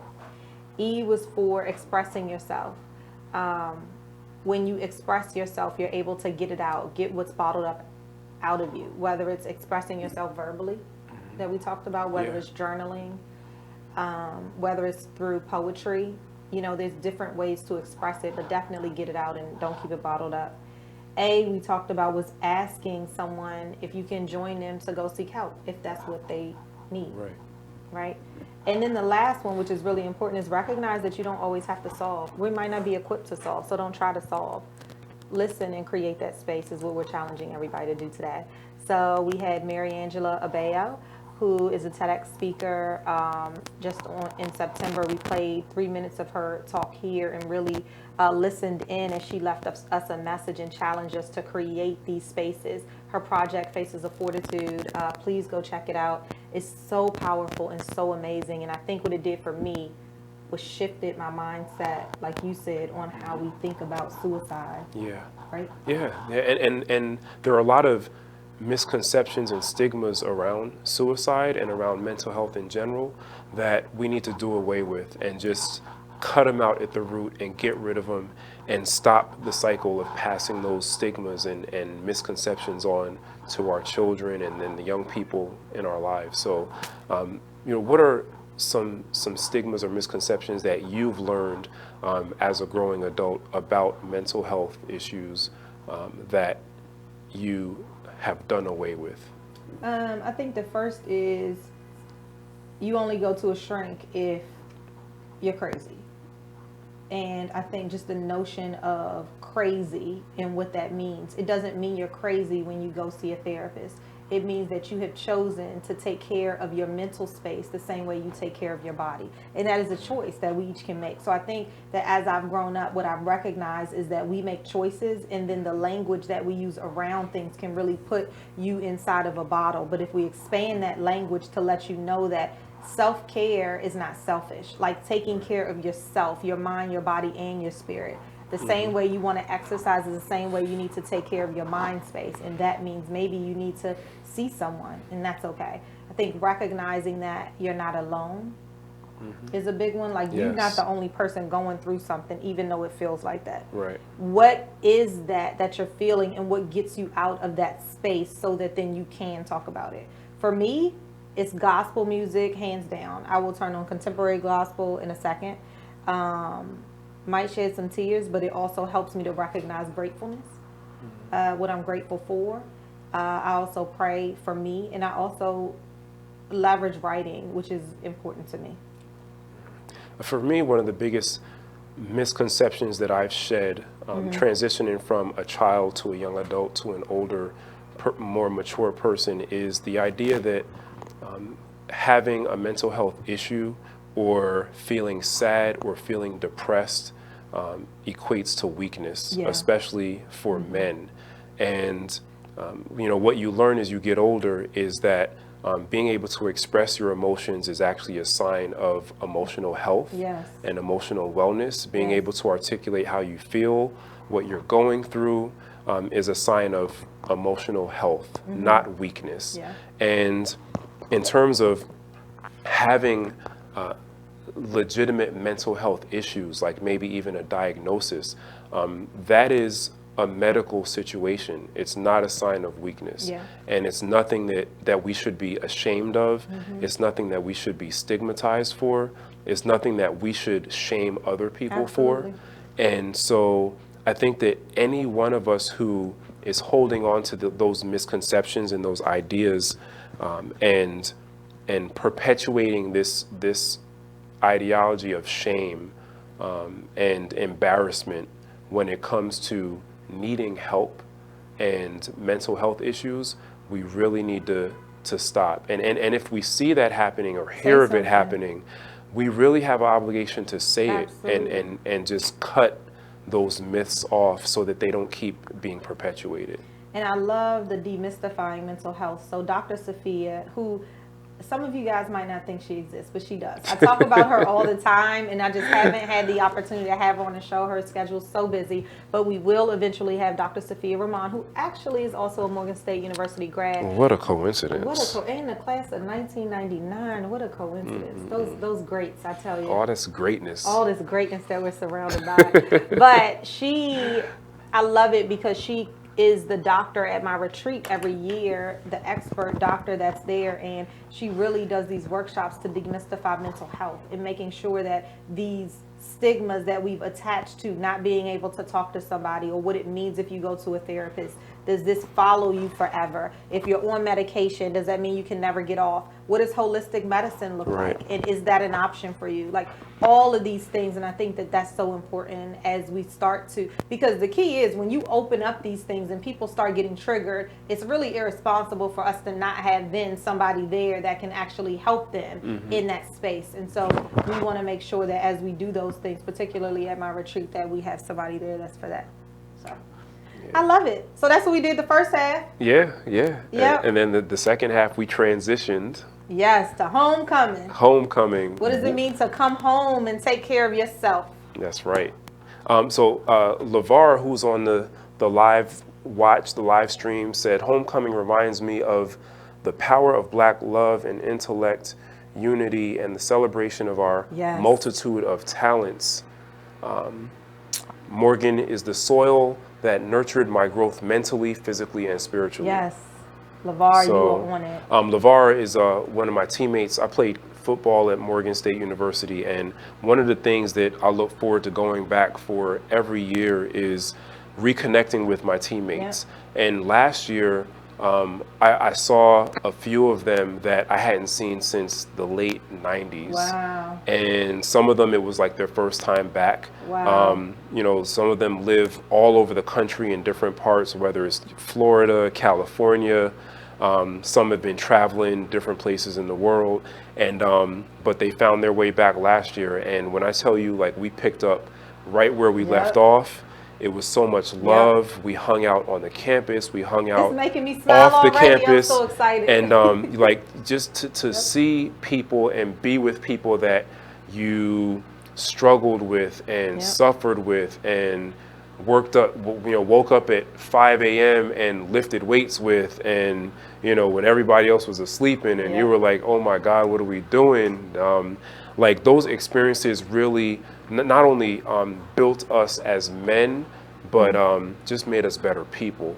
And I think that the fact that we can reconnect, whether it's 5, 10, 15, 20 years later, and just be happy for each other and support each other's families. I mean, we support each other's children, whether it's online or through email or through social media. And it's just an amazing experience to have that love from people that you don't necessarily talk to every day, but you will always have that bond with. Absolutely. I'm too pumped.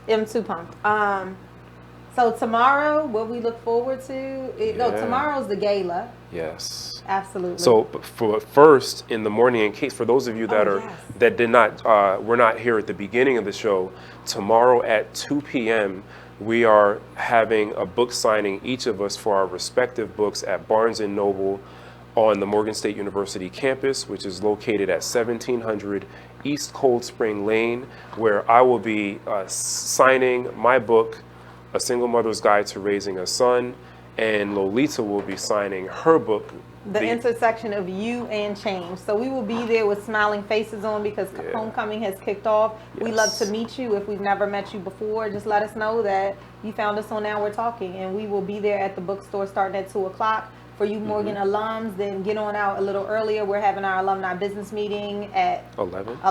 Yeah. Lunch is immediately following, and then we're doing our book signing.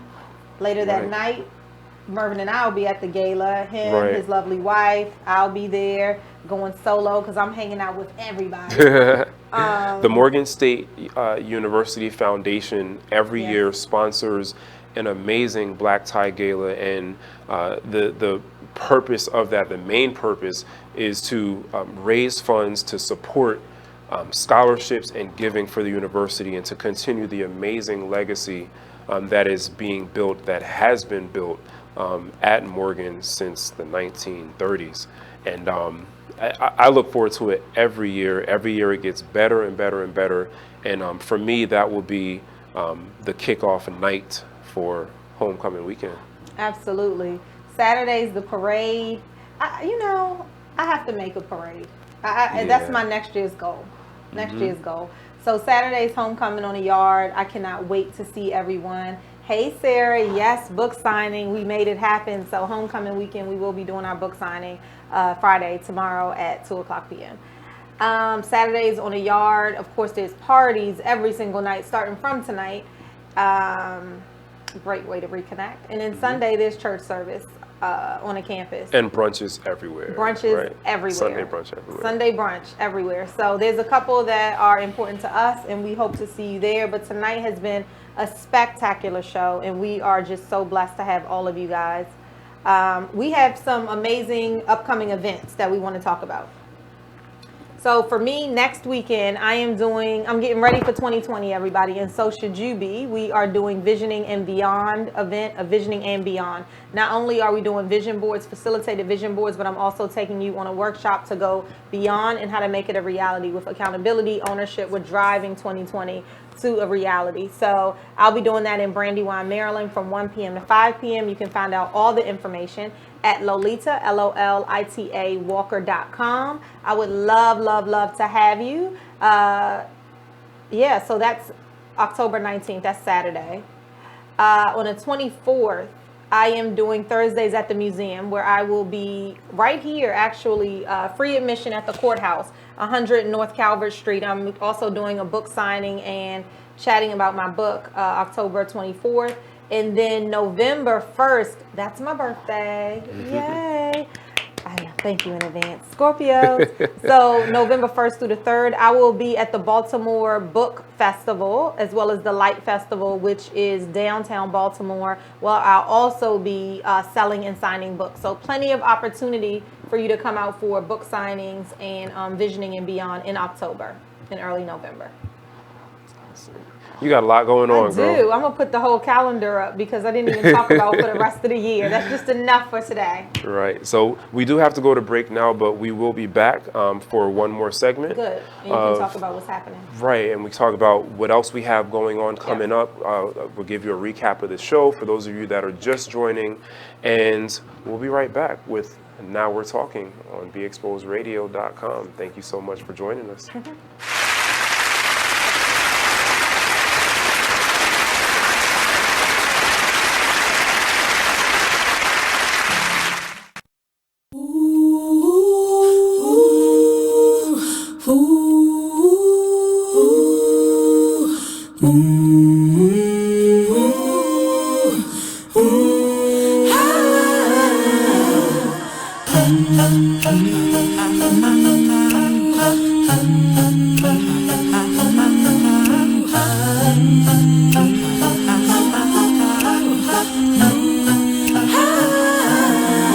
You're like an internal bleeder. Can't see your pain, but it can silently kill ya. So deeply wounded, but don't say a thing. Too afraid of what the people may say or think. So you just sit there and you suffer in silence. Your pride won't let you just uncover your secret. Don't wanna look weak in your image, it ain't worth losing.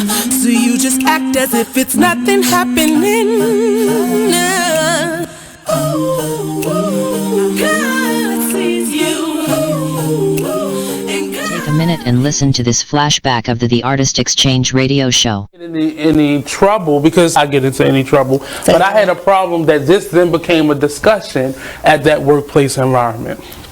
Now, the discussion was I should have been more sensitive. In what way was my first response? And I guess when I had to meet with that said person who had the issue with the person who was said leader of that organization, I said, well, to that person, how would I have known that? Well, you should have asked. I think so.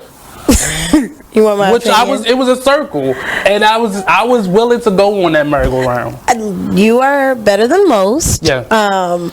I think that's normal when you're in a group and there's norming. Most of the time when you're in new work environments or you're in a space where you're getting to know people, it's normal now to ask for people's preferred pronouns. You wouldn't have known that. Normal to who? What is normal? Well, you work in social... You work I don't in social feel the innovation need to give and my pronouns, so it's not normal to me. You don't, but I think because I feel like the person was probably offended because they felt like you were not honoring whoever they are, right? But you wouldn't have known that. Still to this moment, I don't know what their pronouns are. So in that they didn't offer circle, we still don't know. So I'll go as far as saying I perceived it to be a she. Perceive them to be a she. Them. Yeah. Her, him, they, them. It seems like they, them would be the easiest one on this one. Join us every Monday and Friday at 2 p.m. for the Artist Exchange radio show, only on BeExposedRadio.com.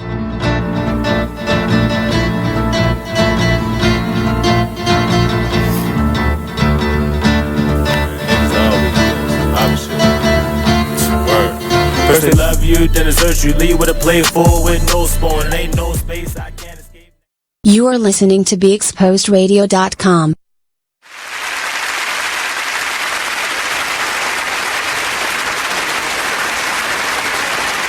Welcome back to Now We're Talking Radio Show with your co-hosts Mervin A. Bourne Jr. and Lolita E. Walker.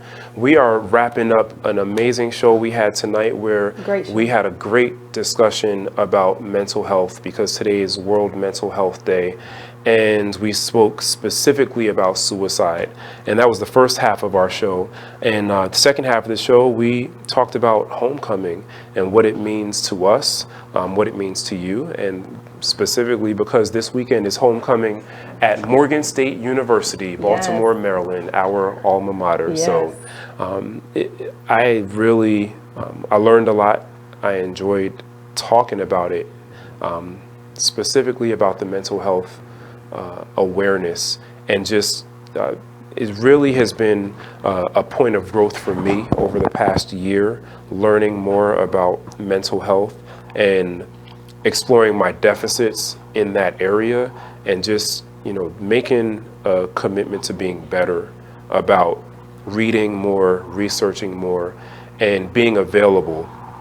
And we talked some tonight about our obligation as friends and family to create safe spaces for people who are going through things or thinking about things, or just having a moment in life where they need someone, creating a safe space for them to come to us and talk and just be there and be available for them, and how critical that is. So I really think it was a powerful show. So absolutely, I loved it. Yes. So before we get off, you have to let us know what's coming up. Yeah. So what's coming up for me tomorrow? Book signing at Barnes & Noble, 2 p.m. on the campus of Morgan State University, Bookstore. 1700 East Cold Spring Lane, at the Barnes & Noble bookstore on the campus in the Student Center. And myself and Lolita will be signing our respective books. Mine is A Single Mother's Guide to Raising a Son, which you can get there tomorrow from me, and I will be signing, and I'm looking forward to meeting all of you who will be there in person. It's going to be a really cool kickoff to homecoming weekend. And my men's wellness retreat, which is scheduled for November the 15th to the 17th, 2019, is taking place in Potomac, Maryland, and we are halfway sold out. Yay. So there are still some spots left, but to learn more about the retreat, go to mervinbourne.com/retreat. The theme of this year's retreat is Better Men, Better Fathers, Better Futures. And the whole premise of that is that by supporting, nurturing, and building and developing the entire man, the whole of ourselves, whether that's our mental health, our emotional health, our spiritual health, our physical health, our diet, all of those things speak to who we are and who we can be when we step out into the world.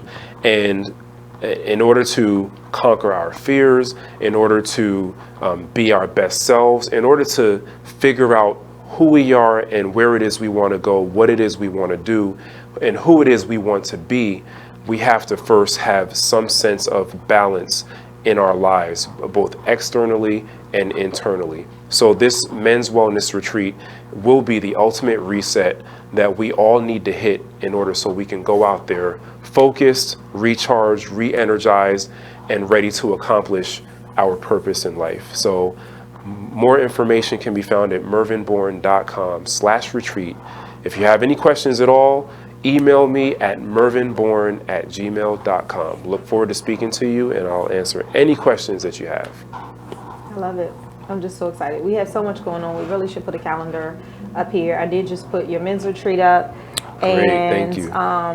For those of you who didn't get a chance to see the show, please look at it in its entirety. We talk mental health in the beginning of the show, really challenge you to sit in uncomfortable positions and listen and hear what people have to say that are around you, because the statistics are alarming.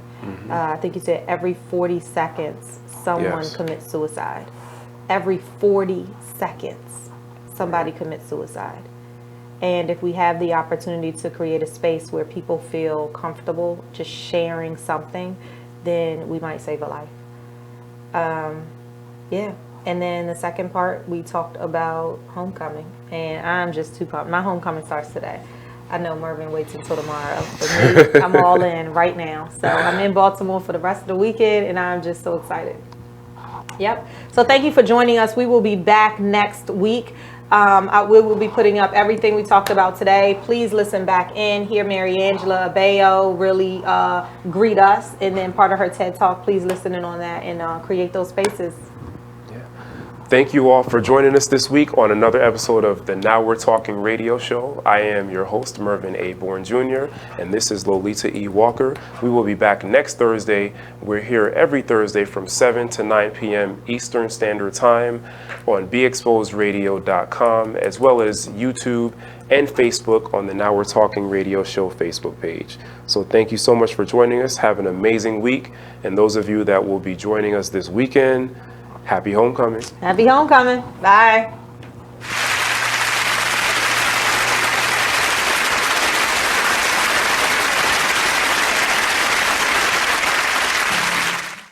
Take a minute and listen to this flashback of the Black by Demand radio show. Control. They said she wouldn't, so they didn't know if she had a weapon. So it's just a mess. So yeah, you do have to have these discussions with your children. You do, and you have to make them aware of that there is an enemy out there. Every time the police pull you over, or every time you have an interaction with the police as a black person, you are at risk of being in front of your enemy. Hopefully, it's not a police officer that wants to demonstrate that he's your enemy, but we all see it's a high probability of that being the case. So if we're not talking to our children do not have the coping mechanisms to deal with these type of intense situations. What they're going to do is what most of us do as black people, me and anyone else, which is become emotional. And that is the trigger point for the police. They know that black people are emotional people. So when they arrive on the scene, they are purposely trying to say and do things to you to get your emotions up, right? And then once they get your emotions up, then it's like, oh, that's what we needed. Now we're going to kick your ass. You know what I'm saying? Gotcha. You know, so I'm saying we need to have these discussions with our children, you know, and make them understand in this day and age, and it's every day and age really, but we'll just say this day and age for the sake of it being so prevalent on social media, like you have to understand what you're getting yourself into. And I think a lot of us as black people are just scared to still tell our children that there are a group of people out here that are your enemies. Join us every Monday at 12 noon for Black by Demand radio show, only on BeExposedRadio.com.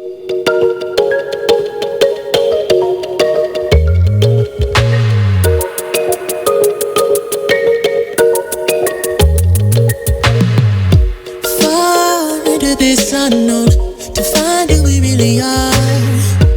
Crash into something new and take a break from our broken heart. Talk with the hip, tell me you lie. I think we should go for another round. Baby, try not to say too much. Let your love come down. If you wanna rule, it's some rules you gotta live by.